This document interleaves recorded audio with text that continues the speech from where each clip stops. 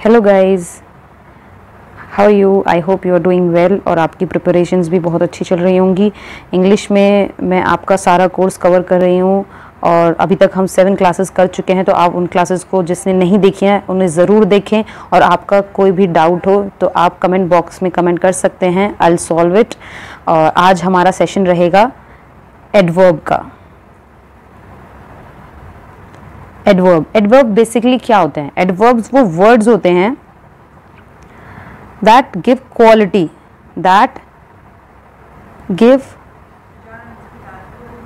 quality to verb, adjective, preposition, conjunction और a complete sentence।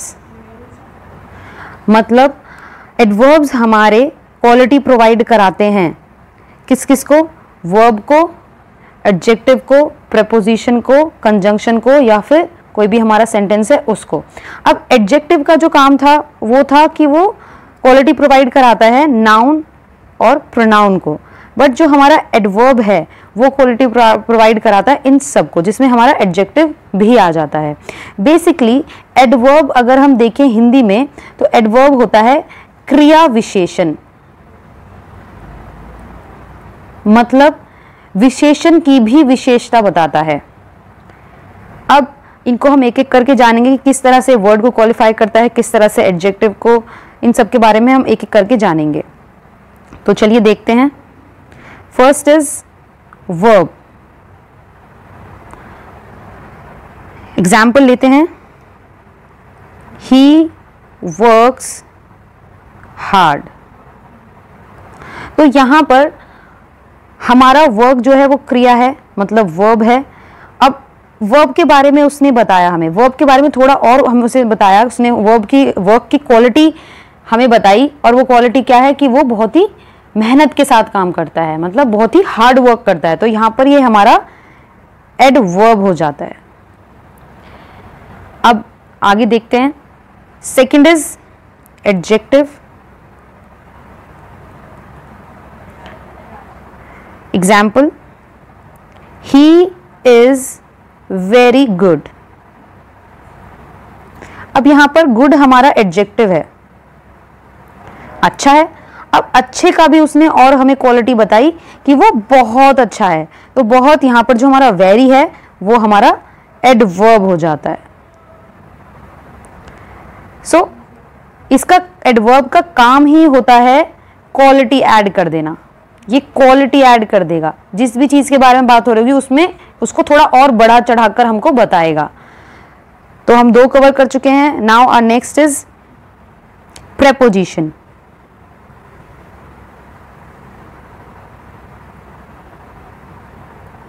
Preposition example देखते हैं। The kite flew exactly over my head. तो यहां पर ओवर जो है वो प्रेपोजिशन है, जगह के बारे में बता रहा है, बट प्रेपोजिशन को भी और उसमें क्वालिटी ऐड कर दी कि बिल्कुल सर के ऊपर, एग्जैक्टली ओवर। तो यहां पर एग्जैक्टली हमारा एडवर्ब हो जाएगा। चलिए नेक्स्ट देखते हैं। Fourth is conjunction.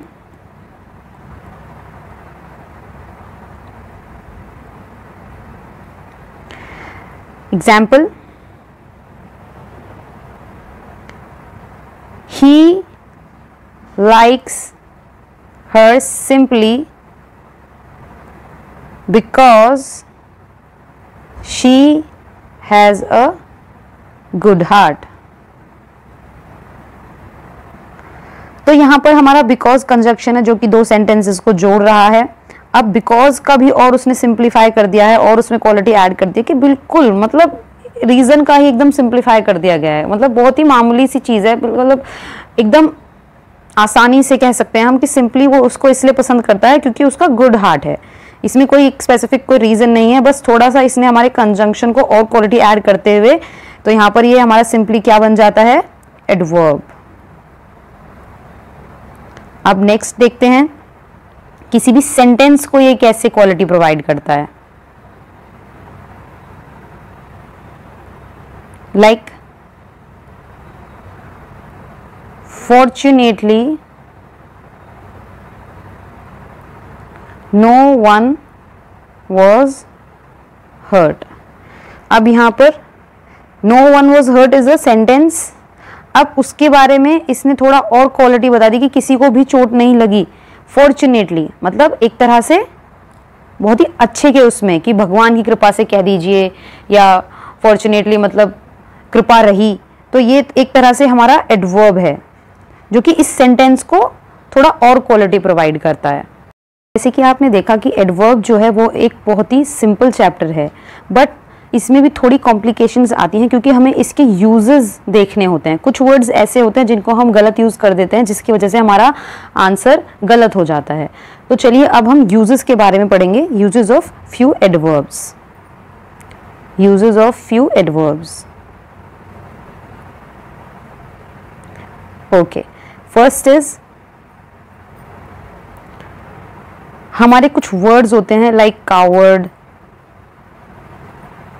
माइजर, scholar, niggard etcetera. इनको हम एडवर्ब की फॉर्म में किस तरह से यूज करते हैं, ये बेसिकली बहुत बार क्वेश्चंस में देखा गया है, तो इसलिए मैं इसको थोड़ा अच्छे से एक्सप्लेन करना चाहूंगी। अब इसमें नाउन, एडजेक्टिव और एडवर्ब तीनों बन सकते हैं। अब हमें पहचानना है कि नाउन कब होंगे, एडवर्ब कैसे होंगे और एडजेक्टिव कैसे होंगे। अब देखिए नाउन हमें पता है, अगर ये सिंपल इसी फॉर्म में होंगे तो ये हमारे नाउन होंगे, क्योंकि ये कौन सा नाउन हो जाएगा हमारा, एब्स्ट्रैक्ट नाउन। जब हमने नाउन पढ़ा था तो इसके बारे में मैंने अच्छे से बताया था, अगर आपने नाउन क्लास नहीं की है तो आप उसे जरूर करें। तो ये सिंपल जब हमारे होंगे ये नाउन की फॉर्म में होंगे, मगर अगर इनको हम इस फॉर्म में लिख दें, कावर्डली, माइजरली, स्कॉलरली, निगर्डली, तो ये हमारे एडजेक्टिव बन जाते हैं। जैसे कि is a cowardly man, he is a माइजर man, तो वो एक तरह से मैन की विशेषता बता रहे हैं, तो वो हमारे एडजेक्टिव्स हो जाते हैं। और अगर हम इनको एडवर्ब की फॉर्म में यूज करेंगे तो इनमें क्या हो जाता है, एक चेंज आता है, इन अ कावर्डली मैनर। एग्जाम्पल के साथ मैं आपको इसको अच्छे से बताऊंगी। इन अ माइजरली मैनर, सबके साथ सेम यही हो जाएगा, इन अ स्कॉलरली मैनर, इन अ निगर्डली मैनर। तो यहां पर मैनर आ जाता है। तो देखते हैं इसमें क्या डिफरेंस है। बेसिकली अगर हम लिखते हैं he is a miserly man, तो ये हमारा मैन यहाँ पर नाउन है, ये नाउन की हमें एक तरह से विशेषता बता रहा है, तो ये हमारा यहाँ पर एडजेक्टिव हो जाता है। मगर हम इसको इस तरह से लिखें, ही बिहेव्ड इन अ माइजरली मैनर, तो यहां पर जो हमारा बिहेव है वो एक क्रिया है, मतलब वर्ब है। अब इसने बिहेव के बारे में बताया कि कैसा बिहेव किया उसने, माइजरली बिहेव कर रहा है, माइजरली मैनर में बिहेव कर रहा है, तो यहां पर ये हमारा एडवर्ब बन जाता है। और अपने साथ अगर हमें किसी भी एडजेक्टिव को या कह दो नाउन को अगर हमें उसमें चेंज करना है एडवर्ब में, तो इन अ माइजरली मैनर, इन अ और मैनर के साथ हम उस वर्ड को अगर ऐड करके बोलते हैं तो वो हमारा ऑटोमेटिकली एडवर्ब बन जाता है। और ये कुछ इसी तरह के वर्ड्स हैं लाइक कावर्ड, निगर्ड, माइजर, स्कॉलर, जो हमारे इसी तरह से सेंटेंस बनाते हैं। तो अगर आपको अगर मैनर के फॉर्म में लिखा मिले और अगर बिहेव ना लिखा हो वहां पर, तो ये हमारा यहीं पे करेक्शन हम पकड़ेंगे, और अगर बिहेव लिखा है और माइजर मैनर लिखा है तो यहाँ पर हम करेक्शन पकड़ेंगे। इससे हमें पता चल सकता है कि ये एडवर्ब है या एडजेक्टिव है। बिना बिहेव के और इन अ मैनर के वो अपना नॉर्मल अगर किसी भी नाउन की विशेषता बता रहा है तो एडजेक्टिव हो जाएगा, और अगर वो बिहेवियर बता रहा है, वर्ब के बारे में बता रहा है, तो वो हमारा एडवर्ब हो जाएगा। आई होप आपको ये यूज क्लियर हो गया होगा। चलिए नेक्स्ट यूज की तरफ चलते हैं। Next is loudly and allowed. अब ये वर्ड हैं, इन दोनों को हम यूज तो बहुत करते हैं, मगर इनमें एक छोटा सा डिफरेंस होता है। वो क्या होता है देखते हैं। लाउडली का मतलब होता है हाई वॉल्यूम, और अलाउड का मतलब होता है ऑडिबल, ऑडिबली या ऑडिबल। मतलब अगर हम किसी को जोर से बोलने के लिए बोल रहे हैं तो हम उसको बोलेंगे स्पीक लाउडली। अगर हम किसी को बोल रहे हैं कि ऐसा बोलिए कि हम सुन सके, ऑडिबल का मतलब होता है कि इतना कि हम उसको सुन सके, ऑडिबल हो, हमें सुनने इतना इस रेंज में हो कि हम उसको सुन सके, तो वो हो जाएगा हमारा अलाउड। एग्जाम्पल देखते हैं। We can not play music loudly in park. तो यहां पर लाउडली किस सेंस में यूज किया गया है? हाई वॉल्यूम के सेंस में यूज किया गया है। अब यहां पर teacher was asked to be aloud as to speak aloud as students were unable to hear her. तो यहां पर अलाउड जो यूज हुआ है वो ऑडिबल के फॉर्म में यूज हुआ है। क्यों? क्योंकि बच्चे उसको नहीं सुन पा रहे थे, तो इसलिए उसको बोला गया कि आप थोड़ा अलाउड बोलिए, थोड़ा जोर से बोलिए, जिससे कि बच्चे आपको सुन सके। तो इसका डिफरेंस आई होप आपको क्लियर हो गया होगा। अब नेक्स्ट यूज की तरफ चलते हैं। नेक्स्ट यूज हमारा रहेगा वेरी और मच का। हमने बहुत यूज किए हैं ये वर्ड्स, इनका डिफरेंस आज क्लियर करते हैं। वेरी जो होता है हमारा वो पॉजिटिव डिग्री के लिए यूज किया जाता है, और मच जो है हमारा वो कंपैरेटिव डिग्री के लिए यूज किया जाता है।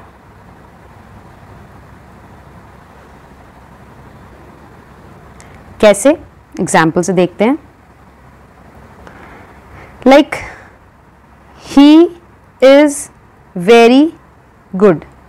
एक पॉजिटिव डिग्री है कि ये जो बंदा है वो बहुत अच्छा है, पॉजिटिव डिग्री।